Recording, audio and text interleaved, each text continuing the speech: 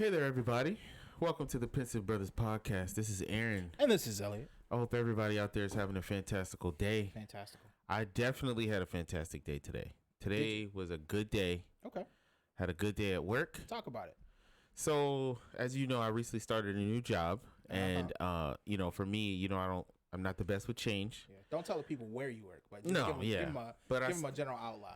So, I work for the government, and I got a new job, got a promotion, and I was a little nervous because, you got to learn new stuff and you're not in your comfort zone, as we already talked about. But, I'm getting the hang of it. And I think today was the first day that I kind of proved to myself that I'm kind of getting the hang of this job. Oh, okay. So you didn't get like an attaboy from somebody else. You feel like you're. Well, actually, I did get an attaboy from somebody else, actually, my trainer. But, no, I feel like I'm finally like getting to that point where it's like, okay, like in 6 months, I'll know what I'm doing. You know what I mean? Like now I'm still asking questions and stuff, but I still kind of know what I'm doing. Yeah. So it feels good. I've been at that point in my job where like there's a early point. The problem is my job took way longer than how you've been doing it for like 3 weeks, bro. I'm a year and some change in, and I still some days I'm coming in like I don't know what to do with this. Yeah, so, I mean, that's gonna happen to any job. To be fair, you're gonna have questions, but like me. You also got to keep in mind, like, I've been doing this for years. Yeah. Even at my last position, it was similar. Like, it was in the same field, same type of work, same agency. But and to be fair to you, like, you are doing the same type of work. I'm literally doing a whole new job that is nothing like anything I've ever done before. So right. Yeah. I do kind of. That's not my situation. Yeah. A bit higher of a learning curve. So maybe they're not comparable. But I'm glad to hear you had a really good day, bro. Yeah. Seriously. Work was good. And I went to the gym. One thing that I'm noticing, this is like a weird inflection in my life. So if my lunch is too big. Yeah.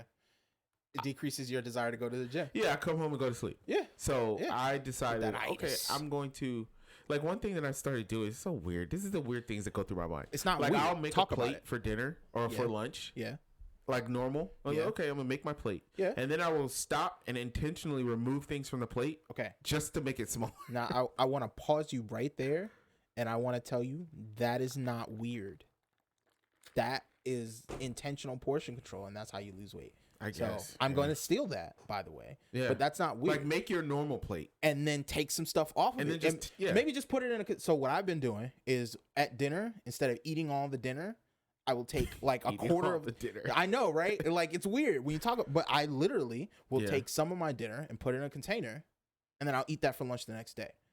So one, it makes sure that I actually eat lunch because I have a habit of I will only eat one meal a day. I know you can't tell, but no, I do that sometimes. Yeah, I know what it's like. I do that like most of the time. I work early. Yeah, so eating breakfast isn't always the it's when like you a get hassle. Up super early.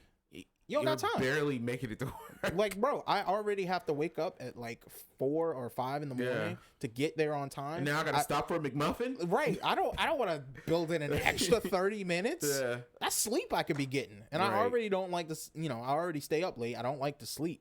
So like getting up early and going to sleep early so that I can make it up in time to get to work and all that good stuff. It's already a losing proposition. Nah, Halia and I definitely love to sleep. Listen, like my mother-in-law always talk about how her children love to sleep. Like we are in the boat together. We be out. You hear me? Listen, when it's time to sleep, ain't nothing else to be done. Actually, that's not always true. Sometimes I'm sorry, there is. people. I'm gonna turn these lights off. Oh no. Too much no, swag it might be distracting somebody, so I'm just flip that off. Listen, you let the people tell you if they're distracted, okay? They can't tell me we. They can't tell you nothing. Are you Kanye now? Yeah. Oh, okay. So no, I'm not Kanye. No, you didn't get the Nazi virus. No, I'm not. They got a Nazi zombie virus. Okay, we're not going to say that word on air anymore. No, we're not. No, that's bannable. Yeah. Okay. So demonetized. D. No, but today's not about Kanye. We'll get Kanye we'll have to covered talk about him soon. At some point. Yeah, because we gotta. Okay, now if we're not talking about Kanye, I know we talked about what we're talking about today. Yeah. But I do want to ask you because you brought up that Dr. Umar Breakfast Club interview. Yeah, let's talk about that for a second. Okay, let's talk about it real quick. Did you watch it? I did watch it. I did. I watched the whole thing. All right. And as always with Dr. Umar's Breakfast Club interviews, this mug sent his representative so hard because the stuff he says on the Breakfast Club is very, and he even admitted to it, is very carefully curated. Yeah. to give you the impression that he's a totally reasonable person with totally reasonable positions, and he might just have a couple sprinkled in here and there that might be a little radical. No. Right. But then you go to his Twitter, okay? Oh, yeah. And then you see the real Dr. Umar Johnson, because you get to see him in real time. You get to see the way he actually talk. Yeah, he's crazy. He calls himself like the Prince of Pan-Africanism. Prince of Pan-Africanism. And listen, okay? Titles like that, you can name yourself whatever you want. Yeah, like, I could mad at him. I could be the king of Banana Hill if I wanted to. Like, it doesn't mean anything. Pause. But true. But you not gonna say pause on that? You just gonna be king of Banana Hill, huh? All right. I'm cool. The King Banana of King Banana Hill. All right. Why all I'm making it worse?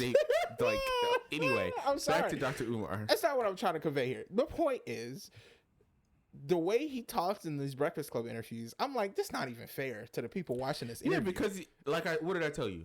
I said 70% of what he said I think was relatively solid. Yeah. But like that 30% is doing some heavy lifting, bro. That is a heavy 30%, bro. Because when he got to talking about Deion Sanders, I was like, okay, yeah, I'm out on that. Yeah. Here's the problem. The points he's making, I think, are cogent and they are true. They're just not true about Deion Sanders. Mm-hmm. So, like, the particular situation, my understanding from what I've read, the particular situation with Deion Sanders is basically he's getting the same treatment that Dr. Umar was talking about when it came to his school. So he was like, I'm going to go to a HBCU and I'm going to work there because I care about being, taking my talent to a HBCU. He gets there and they won't pay him. He gives up part of his salary and they still can't get the job done with the part of his salary he gave up. And then he loaned them some more money that they haven't paid him back. He got bonuses that were not paid out for doing all the winning he did. Like, he's doing all of this stuff for the school and the school is not taking care of business and taking care of him for coming and doing what everybody's saying. Big. I mean, well, listen, he's doing exactly, for 3 years, he did exactly what Dr. Umar said. He took his talent and instead of going to what is it, D1, D5, whatever, Power 5 school. Power 5, thank you. Instead of going to a Power 5 school, he went to a HBCU and said, well, listen, I got to entertain any offers I get because I'm not going to hamstring myself and say, oh, I'm never going to take any of those offers, because if they come and there's a reason for me to take it, I'm going to take it. Yeah. Which is I think anybody reasonable would say that's a pretty reasonable. He took his first step. He didn't go say, oh no, I'm not working at HBCU, I'm working at a Power 5. He said, no, if they give me an offer, I'll entertain it. But this is where I'm at and this is what I'm doing right now. They didn't take care of business, so he's going somewhere where they take care of business. Well, I'm going to keep it a stat. As a proud HBCU alum, that's normal. Like, nobody in America thought just because Deion Sanders is there, now we've got the first HBCU that's taking care of everything that's supposed to take care of. I'm sorry. It is what it is. I love my HBCU, okay? Right. I love it. I graduated. I loved it. Went to one. I'm honest. But no, that's part of, but to be honest with you, that's part of the HBCU experience. Okay. I mean, you ain't really got the experience until you have some jacked up, like, official business that's just not fixed. Okay. But like, when it comes to Deion, like, I don't think it's fair for people to put all the onus on him. I think that people should be looking at him saying, man, why aren't the rest of them doing what he's doing? But it's almost like, no, you have to do it and stay forever. It's like craziness. Listen, okay, I think you missed the whole point. Let's talk about what you just said. Oh, listen, stuff being jacked up is part of the HBCU experience. It is. It shouldn't be. Okay. But we can pretend like it isn't, but it definitely is. It's not even about pretending like it isn't. It's about identifying the reasons that it is. Mm-hmm. Okay, so I'm gonna tie this to the thing we're actually supposed to talk about today, which is politics. So, I was listening to Bad Faith today with Brianna Joy Gray. Shout out to her, and she was talking to Ralph Nader, and something Ralph Nader was talking about that kind of it hurt my heart a little bit is how corporately captured the Congressional Black Caucus is. Oh yeah, they definitely are. And what he says is, well, every time a member of the Congressional Black Caucus comes up, they're pretty radical. What happens is the corporations either buy them or they buy everybody around them to make it so that they have no power and they're unable to get anything or done. They buy their primary opponent. Sure. But if everybody in the Congressional Black Caucus is very bought already when you get there, and you're a black senator, let's say I get a wild hair, I decide to run for Congress, I win, I take Bobby Scott's seat, right? So I get into Congress. How am I supposed to get anything done when the people who look like me are already bought and the people who don't look like me are not really interested in working with a new congressperson. Right. Like you especially one with ideas like you. What you trying to say? No, I'm just playing. But yeah, like I would come in there with like what I would feel are pretty radical positions about some things, and I would be very staunchly opposed to like some ways of doing things, because I think there are bad policies, and I think the problem that a lot of people run into is that people like get hamstrung on, oh, I gotta have this policy, I gotta have Medicare for all or whatever. Sometimes that's a bad example, because that's a really good policy, but right. like they're a very popular policy that's just ignored. Sure, but if somebody came up and said, hey, listen, I can't rock with you on Medicare for all, I have these ideological reasons, I don't want to do that, but you know what, I think a public option is really good. Some people, I think the people who care about effective political action are gonna say, okay, let's see what that looks like, and let's have a meeting of the minds, because I want a public option more than I want to not have anything and be able to say. Exactly. But back to the original point, like if you're going to HBCU and that HBCU is getting tuition, but it's not taking care of business, it's not paying the bills, it's not paying out to the people it's supposed to, we need to be in the business as a community of identifying who made the decision and getting rid of that person. So whoever it is that's supposed to have signed the checks that Deion Sanders was supposed to have gotten, that might have made the difference between him going to Colorado and him staying at Jackson State, that's the person we need to be going after, Dr. Umar Johnson, not necessarily Deion Sanders. Because Deion Sanders is a person. He's going to take the inputs he's getting from the school. He's going to take the inputs he's getting from other offers that he's getting from other schools. He's going to take the input of all the winning that he's already done and say, well, listen, I would love to stay at Jackson State, but y'all won't take care of business. And I can't even trust, even if you tell me that y'all are going to take care of this, we've been going back and forth on every single thing that I've tried to get accomplished at this school. I've had to fight to get it done. I can go over here let me throw a couple and get all things my, in that. and get what I need to do what I think I can do. So let me throw a couple things in there. First of all, I understand what you're saying. Yes, I think as a community, we, first of all, outside of Deion Sanders, we should try to hold our HBCUs more accountable, as far as everyone that went to an HBCU knows the financial aid office don't answer the phone. Your junk be toe up. You get back to school every year, and it's always an issue. Yeah, that's a problem. Like that, unfortunately, that's normal. But and to be fair, that's not just HBCUs for my master's degree, and I didn't have to deal with that at all. Yeah. So I'm not saying that all PWIs don't deal with that. Right. What I'm saying is that there is a stigma that comes from somewhere. That's the norm, right? And there's a particular thing with HBCUs that's something you just have to accept. It's just part of the, like I said, it's part of the experience, and it shouldn't be. And you're right. It shouldn't be, but at the same time, like I think it is a little more complicated than somebody didn't write the check and give it to him. But obviously, we would need to know more of the inner workings of in his Jackson situation. State. Yeah, I think obviously, like him not getting a bonus check, I don't think it was just, hey, Sally, write the check today. Okay, and then Sally forgot. I think obviously there's probably systems and things, failures and breakdowns of things that happened. But like, go ahead. I just think I think that it's unfair to place all responsibility as far as saying we needed Deion Sanders to stay there forever. Yeah. Never go to a white school, never go to a different school. Right. Never take any other like offers. I just don't we need to be putting that pressure on all these black coaches and these white coaches. If we're gonna be honest, because Deion Sanders is the only one who is actually doing what we said we wanted them to do. I think you're putting the cart before the horse. Because I just don't think they should put all the onus on him. No, we both agree on that. Okay. What I'm saying is, they should also put the onus on the HBCU management personnel, whoever made the decision, because that would attract more Deion Sanders if they were doing it right. And my point is, a lot of people complain about the fact that HBCUs have a hard time attracting and retaining talent, but there's a lot of reasons for that though, and we need to be attacking those reasons that is the way it is. So reasons: one, honestly, the HBCUs are underfunded. Yeah, absolutely. Two, that's a problem. It's very common that the black community, we don't donate back to our HBCUs like the white community does. Now, there's a lot of reasons for that. One, we don't have as much capital. True. Two, we don't have as much disposable income. True.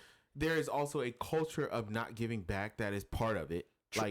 Like when I was in college, you don't hear from the people that graduated regularly, hey, I give back every year. I give back. You have to give back. I think that's part of the culture. Like like, and if we want to change that as a community, I think that's good. Okay, wait. So I want to stop you right on that point. So chicken or the egg? Did the not giving back happen first, or did people recognize, okay, I'm giving back to this school, but they're not doing the things with my money that I think they need to be doing? Mm-hmm. And the reason that I asked that question, well, the second one probably happened first. So so you will never, like, I agree with you. The endowments are an issue in HBCUs because I saw a really interesting video the other day talking about how a lot of your Ivy League schools, the way that their endowments are set up, they literally are just running money at this point. Slush funds. Yeah, it's slush funds. Like, they make more money in endowments than they ever spend.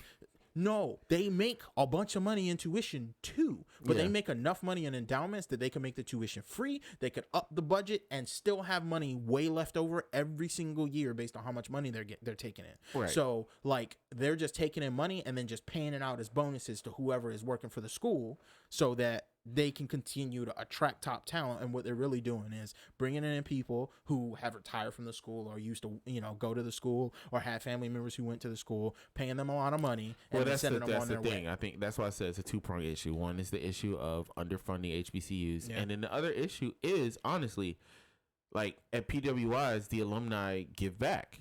And, unfortunately, part of the culture of HBCUs, we just don't do that as well. Okay. And I think over time, I'm hoping that gets better. Sure. Wait, but you're not... I hear what you're saying. You're saying that a lot of times, people don't want to give back because the school is not handling the money correct. I hear you. Okay. I'm with you. If you don't fix that... Okay, so you... Yeah, I don't think you can fix the giving back without fixing that. I agree with you. Okay. So my question is, if you agree that you have to fix the mismanagement of funds, let's call it, right? Because there's a kind of a bell curve, right? So once you get past a certain point, like, no amount of proper money management is actually going to be able to get you to the peak of where you would be if you had enough funds to actually do all the stuff you're trying to do. Right. So my point is, a lot of schools, because they got to the peak, they mismanaged the money. Now they're on the other side of that and they don't have enough money to operate. How do you get that school backed up enough to start getting the endowments coming back in from alumni and stuff? Like, what solutions do you see for school? Like, let's say I'm at Jackson State. I just saw Deion Sanders leave. I'm going to fire the staff and I'm going to get new staff in. What direction can I give them? Obviously pay your people, but, like, what things do you think HBCUs could change, being that you graduated from one? Yeah, well, there's a couple really of things. Encourage. One, at Jackson State had a gem in Jackson State, in Deion Sanders. So I think first thing I would do is be looking for another Deion Sanders.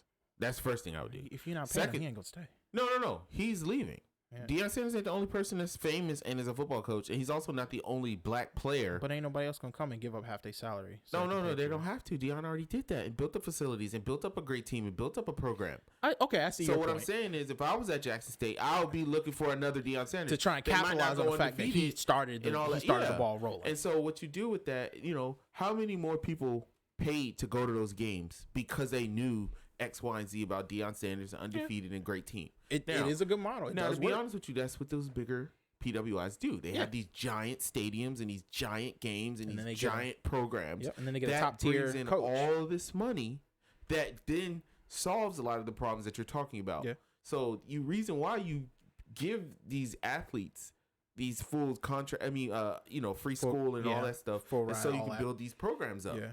Then you build those programs up, you make money. And then I would also definitely say that they need to be using their connections. HBCUs should band together and make demands of the CBC, the Democratic Party, that constantly is searching for their votes.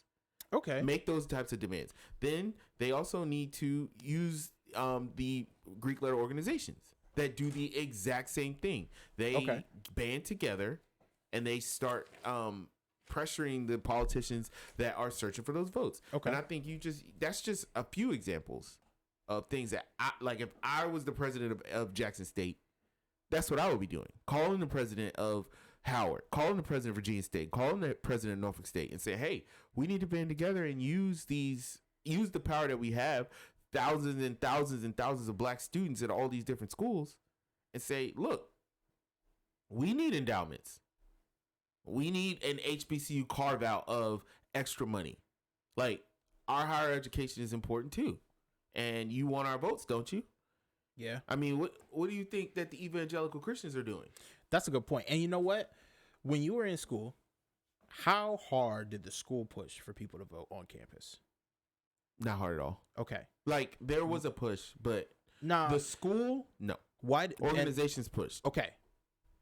Now, this is a question that's kind of outside my depth because I don't know the rules. Mm-hmm. So there might be a rule that like a federally funded institution cannot take a side in a political party. Like maybe there's some kind of conflict. Trump had a meeting with all HBCU presidents. Yes, and then he lied. Like there was the whole thing about but the difference is it wasn't real, and the president is technically at the head of their organizational chart, right? Because they get paid by the Secretary of Education, who reports to president. So like he's in their chain of command in a way that you can articulate. So like I could see that flying where because my thought would be no, HBCUs should be pushed to make every single HBCU a voting place. Like that's what I would say.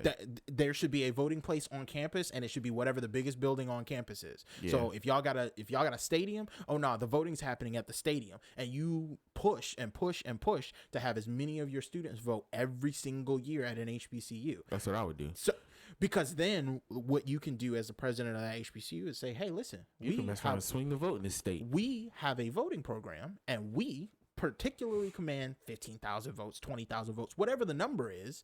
It ain't got to be super high. You don't have to have the majority of your students even voting. But if you get a strong voting block that you have some kind of sway or pullover that's like 20 or 30 or 50,000 strong, like in any state you point to, that's a big number, especially when you're talking about these people voting. Now, the only kind of caveat is going to be a lot of students who are going to college are not going to be registered to vote at that college. They're going to be registered to vote wherever their address actually is. Back home. Exactly. I did. So, but at the same time, like if you had like what you're talking about, massive voter events on the campus, then people would change their people. It depends on the state though.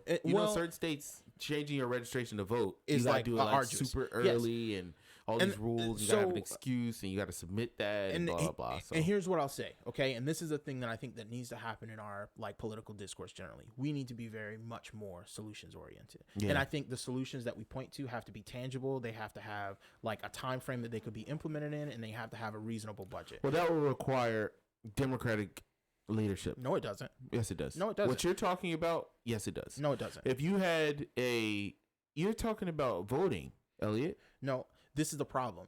What is the incentive to do that if you don't have if you don't have a apparatus saying we need to push for that? Because you don't need an apparatus to get 10 or 15 people together to start pushing for something. I heard something today that actually convicted me. All right, maybe this is why I'm bouncing off the walls a little bit. Maybe it is. A guy said, when I tell people to email their congressman. Actually, it was in that same Ralph Nader conversation on Bad Faith. I'm going to check that out.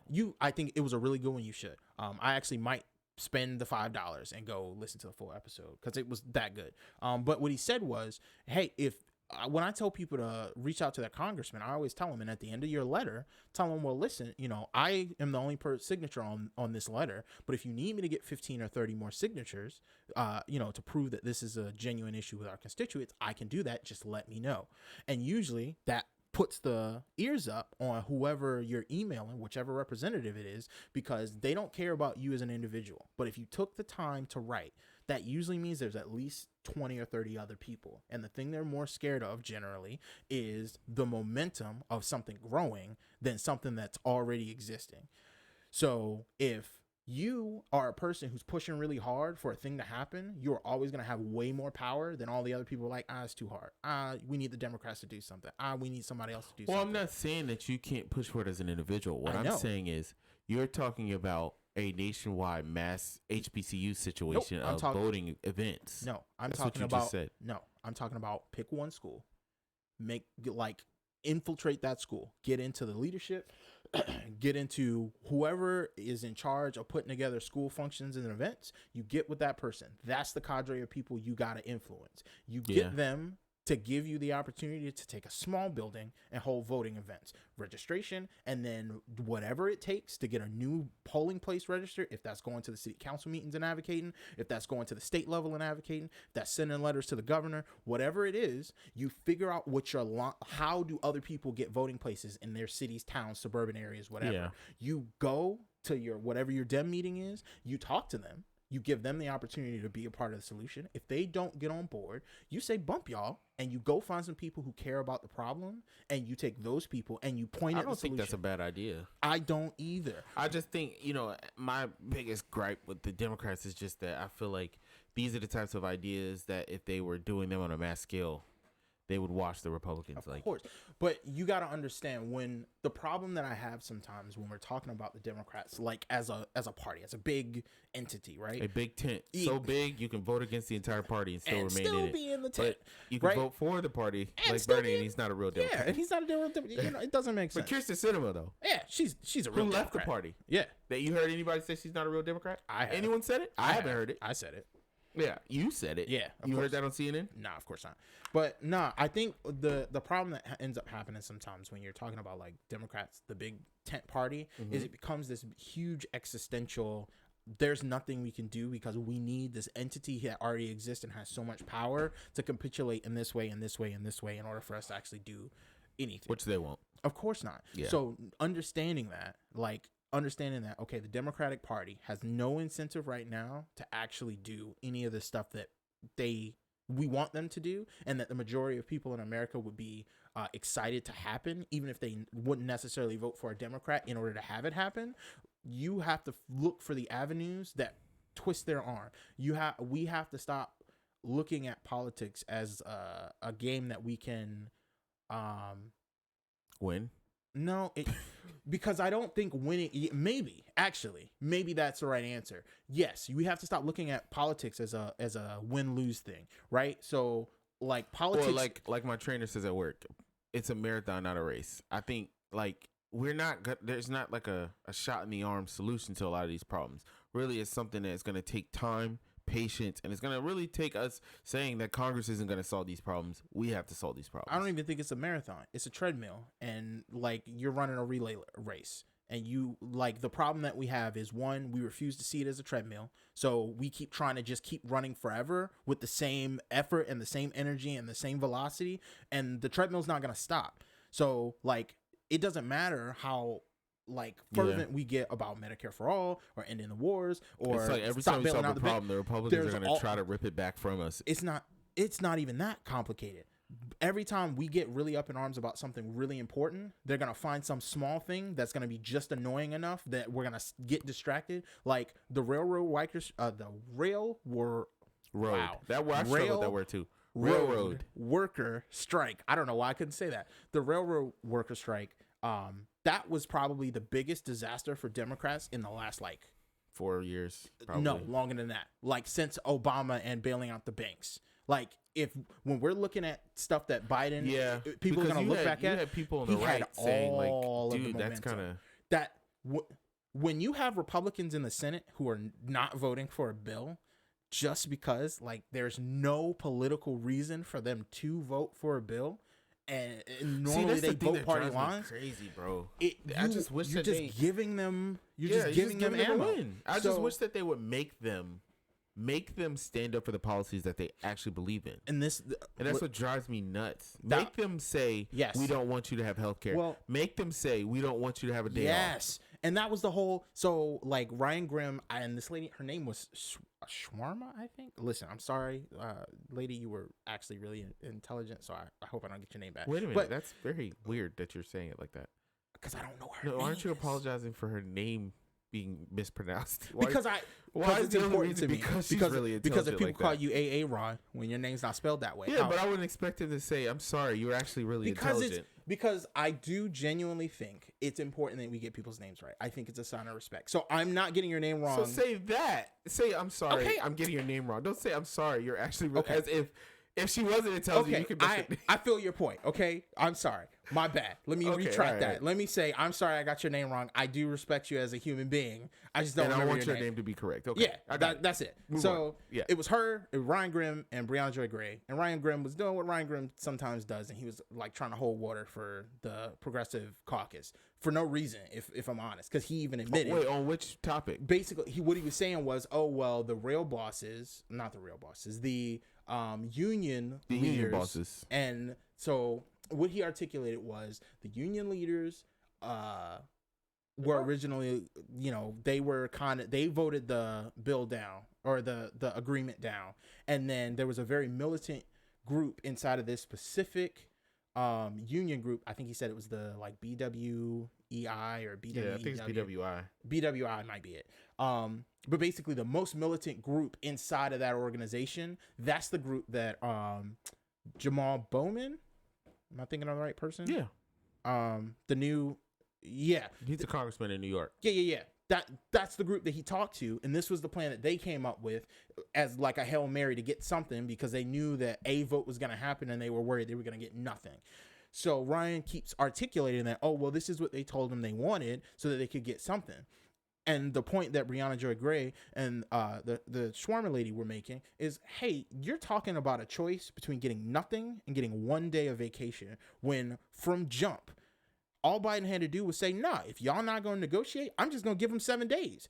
If he did that, that's what I said about it's a whole different conversation. That's what I said about there is no world where the student loan thing. It's the exact same thing. We're fighting over scraps or nothing instead of starting from a position of strength. We start from, okay. We're not going to even ask for what we really deserve. We're just going to say, can we get this a little tiny piece? Yeah, because you're setting the floor so much below what you actually need. It's one of those things where, like... That is my frustration with corporate Democrats in a nutshell. It's the fact that they, like Anna Kasperi says all the time, they represent half measures. Yeah. Like, that's my frustration, because I'm not saying that the Democrats aren't trying to do something good, but I think that the problem is that they're so okay with half measures. They're so okay not fighting that hard that it's like, oh, you guys wanted 4 days? That all they asked for was like 4 days. Okay, here's the problem. And it's just like, oh, well, I guess we're not getting that. So how about 1 day? Here's the problem, okay? And this is why. So you remember we had a bunch of arguments about whether or not the Democrats were grifters, or if they genuinely believe like in the stuff that they're peddling, in the stuff that they're defending. Right? I remember. And it was more, yeah. There was more to it, but that was the thrust. Whether they were grifters, or if they were grifters being like people who are doing sold. Where like, hey, listen, this is the only way I get to keep being a politician. Yeah, so like this is what I'm gonna do this for my donors. Versus, okay, I am doing this for my donors, but I also genuinely believe it. I think that there is a substantive difference, and I think, especially because so many of them are old, and so many of them are like have been inundated in this particular system for years and years and years, and see how it works and feel like it's working well, that they genuinely believe some amount of what they're doing is actually the best way that it can be done, because they genuinely seem to believe that tinkering around at the edges is enough to be enough. And I don't know. But my problem with tinkering around the edges is we never truly solve anything. Correct. And it's similar to like what Dr. Umar was talking about with the reparations. So instead of giving us what we deserve, that was i.e. healthcare, i.e. universal college, instead of giving us what we deserve, they just gonna give you a check. Us something. Yeah. Even if that something is not a true fix to the problem. Right. You just give us something, and then that crushes the conversation. Yeah. So my problem with... And it might exacerbate the actual problem that we need to be addressing as well. Because if you just dump a bunch of money in the black community without fixing all of the surrounding issues. And that was my problem with Obama's $12 minimum wage increase, or whatever it was, $9. It was like $9. Because if they give us $9, if they give us $10, then that's it. They're going to say, we just raised the minimum wage. What are you guys complaining about? You know what it puts me in mind of? What? You know how if you have a credit card and you run the limit up, I know you would never do this. Oh, no. You're responsible with your credit, okay? No. But as a person who has been irresponsible with their credit in the past, you run the credit limit up, and then if you got it at max limit, the payment that they require of you will literally never pay the card off. So you got a card at max limit? Yes. I've had more than one card at max limit before. At max, like you can't swipe it again? Yeah. Listen, okay? All right. Everybody just can't. don't know what that's. Listen, Okay. you have a level of financial discipline that I think you would be. 80% of my financial discipline is because of you. Because you used to tell me not to do stuff, and I just would listen to you. Do you know? See, I didn't do that as a kid. Do you know? But as an adult, that makes me one of the proudest big brothers ever. Because there are things that I have messed up, not because I really wanted to mess them up, but just because I was like, you know what? Wanted to mess up no, anything. of course. But I was like, you know what? My justification for doing this thing that I know is gonna not turn out great is more powerful than the understanding I have in my brain of how this might turn out.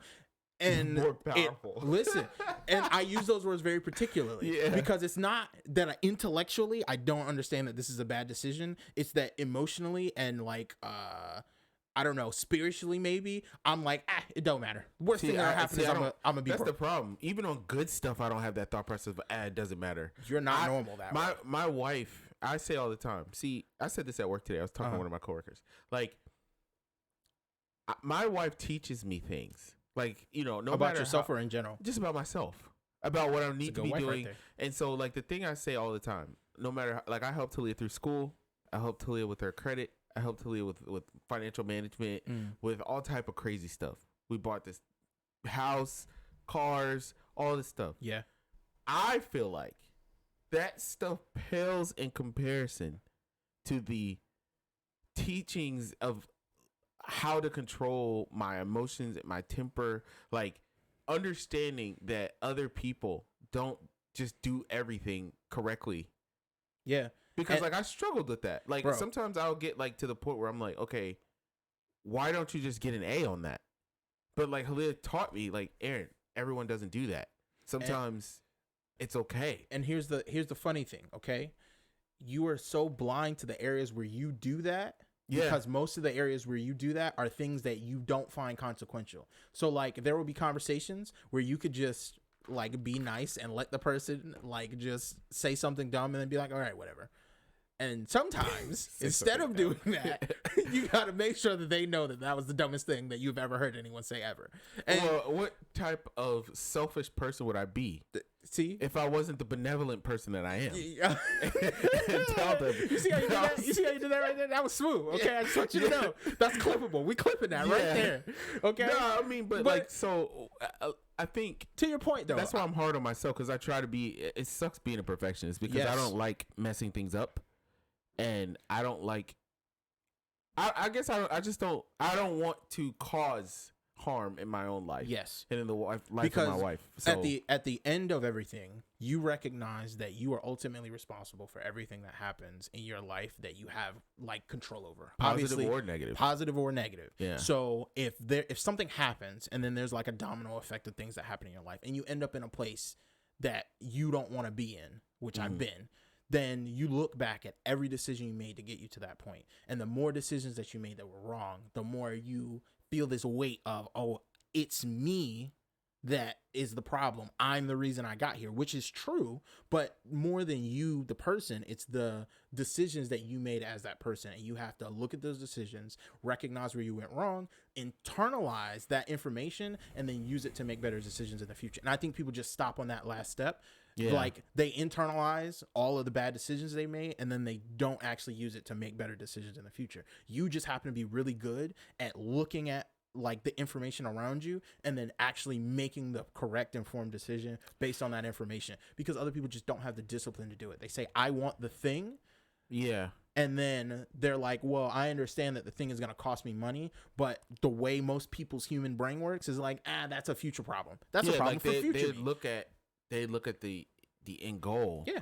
But and I think another thing with me is I learned at a young age,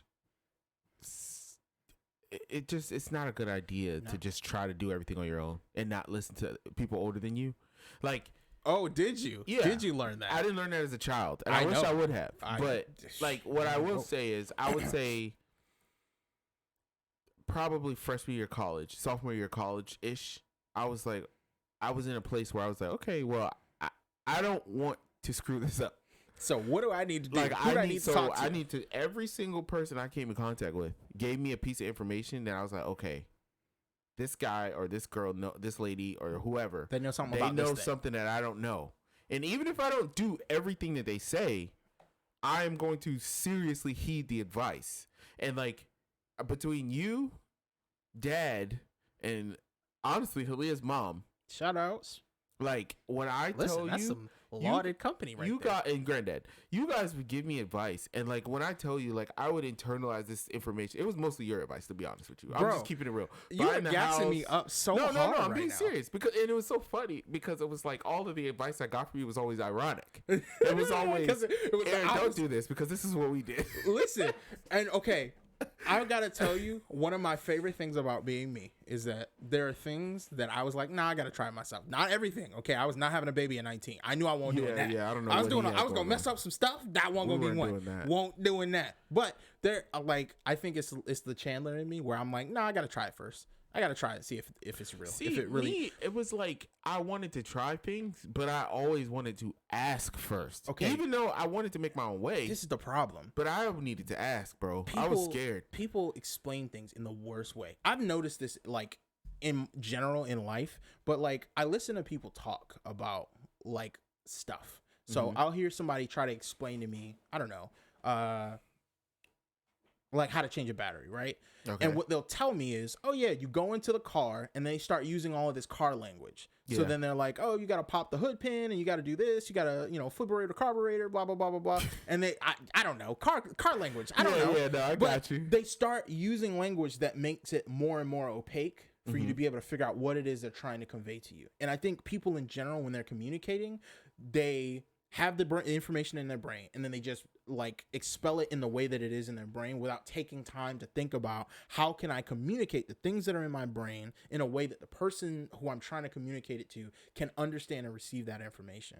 And like I just have been able to kind of get better and better at that because it really annoys me when people explain things to me and then I still don't understand because that was a waste of a conversation. I think we talked about that too, of not wanting to not know what you're doing. Yes, because it's a frustrating situation. And it being, like for me, it's much more frustrating because I developed the skill of getting good at things with bad explanations because over and over and over and over again in my work experience, in my school experience, in my home experience, I've gotten like explanations for things that didn't actually help me understand. Sometimes that's not true. Sometimes like I'm the problem. The way they're explaining it to me, it makes perfect sense. But it's just not clicking It's not clicking for me, right? So I try not to put the onus on other people when I don't necessarily understand things because it's not always that their explanations are bad. But then once I understand what they're trying to convey to me, if I can then instantly like come up with a way to explain this that makes way more sense to way more people, and I've seen it happen over and over again to the point where sometimes like people will come and talk to me and I'm like just explaining something randomly and they're like, oh, I've never heard it put that way. I'm like, how? Like this is the easiest, most basic way to understand it. Why wouldn't everybody explain it this way?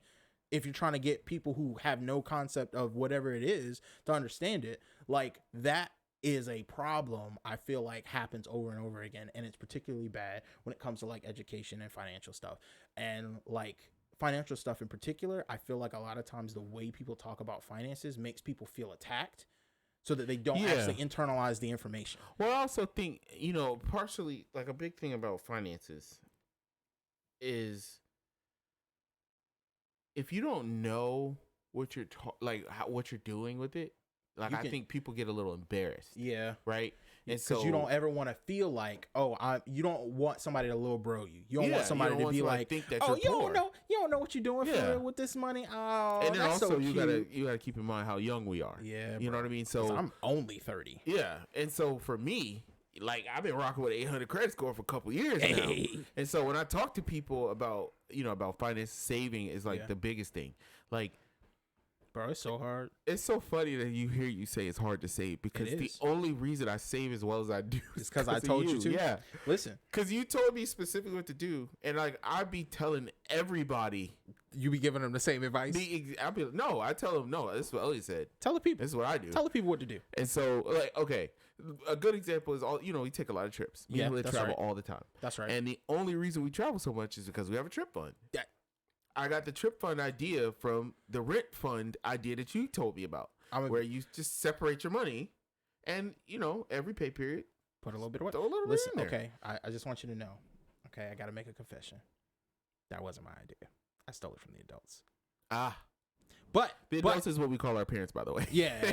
Because we have like a collection of parents. Yeah. So I want to put them all in like a nice group, so I don't have. Well, they never told me that. They just told me to save your money and be responsible. Okay, so here's where not being able to communicate the information in a way that people can receive it comes in. They never told you because they felt like you already understood that. Lies. No, I'm just kidding. No, I wasn't good at saving in high school. You were. I was. And so what happens sometimes... I wasn't good at budgeting in high school. I was good at saving. Here's the problem. I have the exact opposite problem. I am fantastic at budgeting. And then when it comes time to spend my money, I do everything else. Oh, no. So, like, the advice that young me needed was, hey, it's very important that you stick to plans. Yeah, be disciplined in your execution. Be disciplined in your plans. And I can't even say that my parents didn't tell me that, but like there's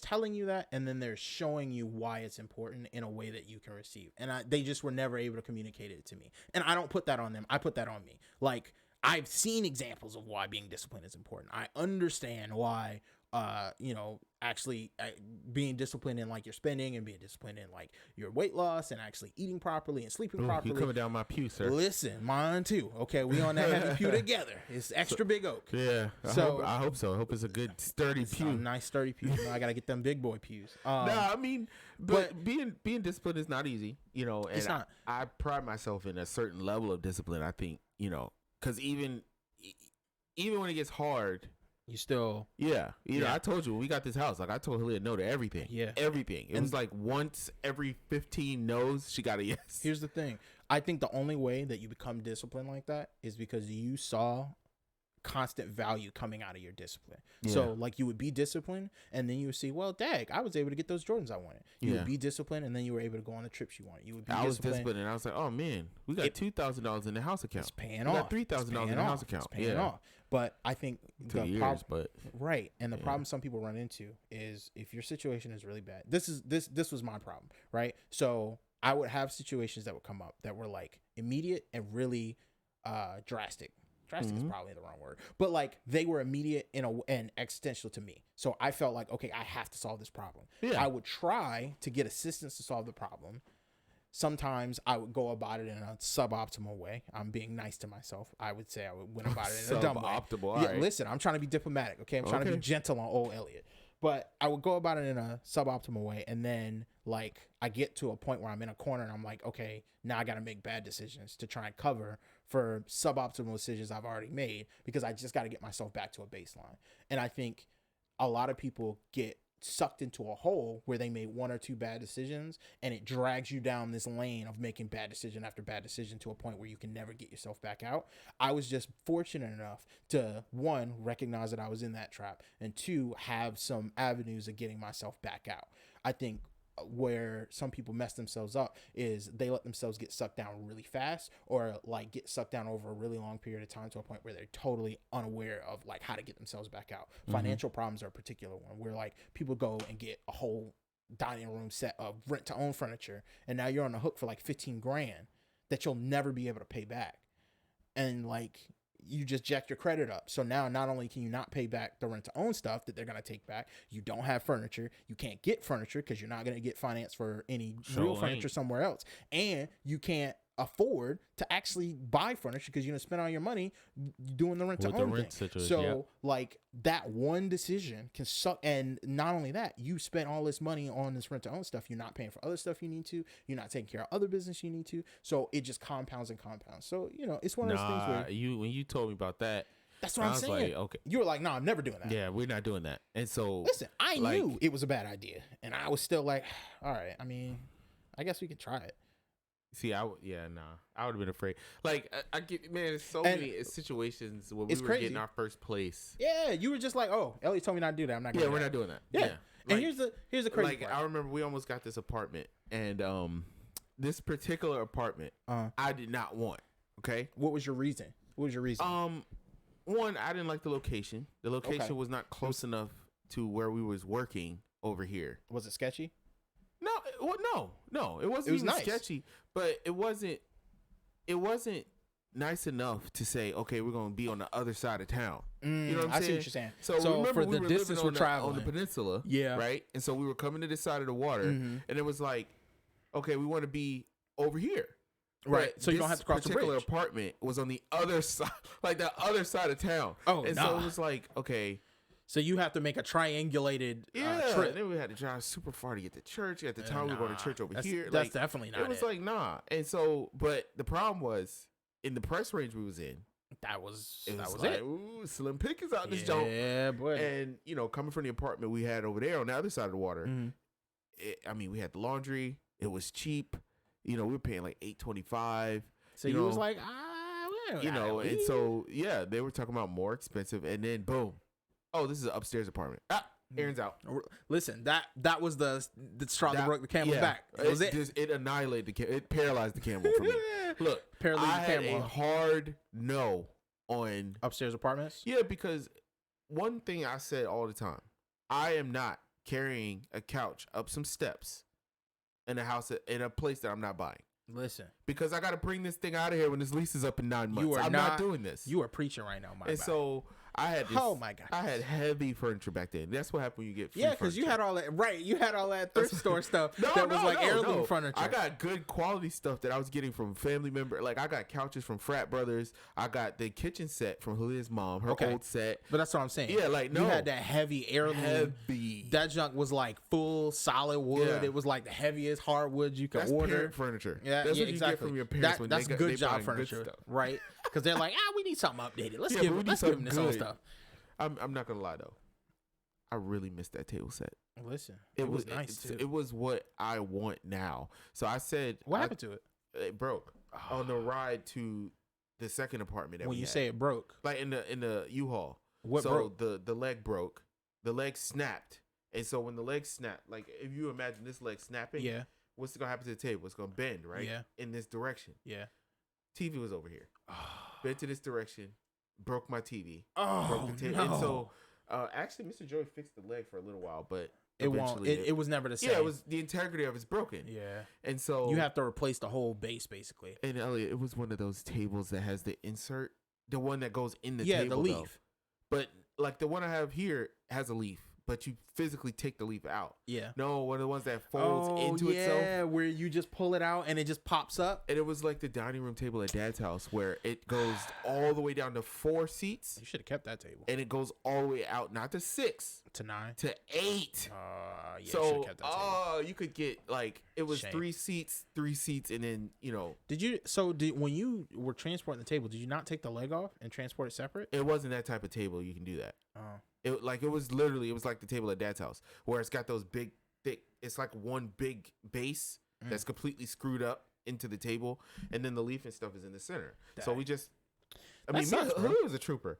Julia and I grabbed every piece of furniture and put that junk on in the truck. Listen, okay, we got some fantastic wives, bro. We do. Like, I love my wife more than life itself. Listen, I love mine too. Justice, sometimes Justice does stuff, and I'm like, yo, I love you so much. Yeah. Like you just are the person that I love. Yeah. Just for doing that right. Yeah. Let's just take a moment and just love our wives for a second. I'm just saying, you know. I told hold on. Oh, go ahead. You go first. Caveat though. No, hold on. Caveat. Okay. We are not gonna be Ned from Try Guys. Okay, we're not gonna love on our wives and then come out and be out here like Derek Jackson and having. Oh jeez. Oh my God, bro. You know what? Let's just change the subject. Let's not even talk about it now. I don't even because I don't ever want to listen, bro. That was he was lying, bro. The way he dragged his wife, looking like not her best onto camera, it was out of pocket. And was like trying to hold her hand and like have this conversation. I was like, bro, you don't love her at all. Let's just change it. We just gonna flip it back to politics where it's safe. Yeah. And so we about to wrap. Yeah, we gonna wrap it up. But listen, I think I would just kind of put a bow on it by saying like a lot of the problems that we have both in HBCUs and like politically generally, I think can be solved if we start trying to take the problem in bite-sized pieces. Just like you were talking about with like personal finances. Like once you were able to cobble together enough pieces of good information from all the disparate sources, and then you put a functional plan in place, like you just had to follow the plan long enough for it to work. I think politics and fixing a lot of the problems we have in the Black community are the same way. We just have to make a plan that makes sense and then follow it through to actually see the fruition of that plan. I think where we go wrong is we allow like dissension and discontent and people not seeing like where this thing is going or where it's headed or being able to see the vision. I think we let a lot of those things derail us, and we don't have to. I think that's my point. Yeah, and I think that the biggest thing for us is, like you said, when you make the plan, sticking to the plan. Like one thing about me is I love making a plan. I feel like I can make a plan for anything. That's the fun part. And if you have that discipline, then hopefully the plan is well thought out. And if it is, I think, I don't know, I'm just an inherent optimist. Yeah. So like, I remember back in the day, you and I would talk about like paying off bills. Yeah. And I would always say, we can do this. Yeah. We can do this. Yeah. All we have to do is X, Y, and Z, and then A, B, C. Right. And we do it this long. Yeah. And then we're done. And so, I think, unfortunately, as long as the plan is well thought out, but if it's not well thought out, you're going to have a problem. But if the plan is well thought out, if you stick to it, you're going to at least solve some of the problem. You might not fix everything, but you're going to have some type of, but the problem is people don't do that. Well, and people can rock with a plan that doesn't work out like you expected it to, as long as it's very obvious that you had good intentions and good information, and you were just led astray at a point that you can articulate, and then you show them, okay, we got led astray here, but this is what we're doing to try and get back on track. Yeah, and if you have points of, like, you see the trajectory. Yes. So, like, the perfect example of that was Halia finishes her degree. Yeah. It was like, it was hard for her because everybody's not the best student. And everybody doesn't really want to be a straight A student. And a lot of people are not internally driven like you are. Yeah. But, like, I think I remember her first class. We argued so bad about that first class because I was like, no, Halia, if you do it like this, you can look at this website. This website will help you. It'll tell you the answers. Like, you can use this resource and that resource. She's like, no, just let me do it. Okay. So I let her do it. Yeah. And so then once she got a D on the first test, then she's looking at me like, I can't do this. I remember the second test. I showed her how you can just get the answers and, like, it'll really help you if you use this study resource, right? And I was like, see, look at this. Try it like this. So disclaimer, like, not to cheat on the test, to study. No, not to cheat on the test. Okay, but what I'm saying is the way that was phrased. Well, okay. There are resources that you can use that will help you to get the answers, that will help you to understand the material better. There we go. You keep saying to get the answers, and the way it sounds is, hey, you can just Google the answers for this test online. Don't agree with that. Just don't. It's true. Don't agree with it, though, because y'all didn't do that.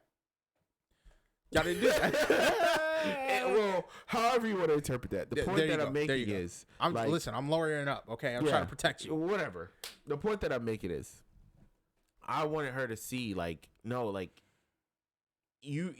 okay, so what I was saying was about the trajectory. Like, once she started passing the classes, even though she would get frustrated, she could see the method to the madness. Look at this. I'm supposed to graduate in 3 years, and look at all these classes I done passed. At first she was like, I don't know if I can do this. Like, these classes are going to be too hard. Yep. I don't know if I can stick it out. And then boom. Oh, man, look at this. I only got 1 year left. Look at this. I only got 1 semester left. You know what I'm saying? So, like, if you have a plan in place, I remember night after night, like, saying, look, man, you're so close. Look, let me show you. And we would look at her little curriculum. Listen. And you see all them classes at A, B, C, A, B, and I'll be like, all you need is this class, and this class. You gonna graduate. You know how to motivate people in a way that I don't think you give yourself credit for. Because most people would make all of these intellectual arguments about, oh, it's so nice and blah blah. No, you're like, look at the grade. You already did this. Yeah, I mean, you already got these grades. Aeneas has his freaking license. You know what I'm saying? Like that's the thing. Like if a person feels like, I remember teaching him how to drive. Boy, was I scared. I mean, he didn't have a permit. Right. It was like, really didn't have a good concept of like what he needed to do. Yeah, and I told him, no, if you stick with me, we're gonna get you there. You're not gonna like it, but we're definitely gonna get you there. And boom, he got his permit. And I remember when he got his permit because we had took the test like 2 times, and he was about to have to take the class again. But he got it. And I was like, okay, so we're going to work on this drive. And I would just take him to the Roses parking lot. And let him drive around? And I'm telling you, over where the city trends at, we would I just know drive exactly what you're talking around, and I have make him park. I'd be like, okay, park in the third space. Okay, this time we're going back into the third space. Okay, this time you're going to stop at that stop sign. You're going to look both ways, and then we're going to go all the way to the end, and we're going to turn right. And I'm telling you, we did it for an entire summer. I made you such a good big brother. Whatever. Look at all that. Look at all that big brothering going on. All I'm saying is, if you put a plan in place, stick to the plan. Yeah, that's and you have real live trajectory, what's the word? Benchmarks. You got to have tangibles. Tangible benchmarks. Yes. That you feel like, okay, I might not be there, but I feel myself hitting benchmarks. Yeah. I feel like almost anybody could do things. Yeah. Do most things. So. That's my point. Listen, I'm going to leave it at that. And you know what? I think that's a good point to end on. So listen, this has been the Pensive Brothers Podcast. I'm Elliot. This is Aaron. And we are out.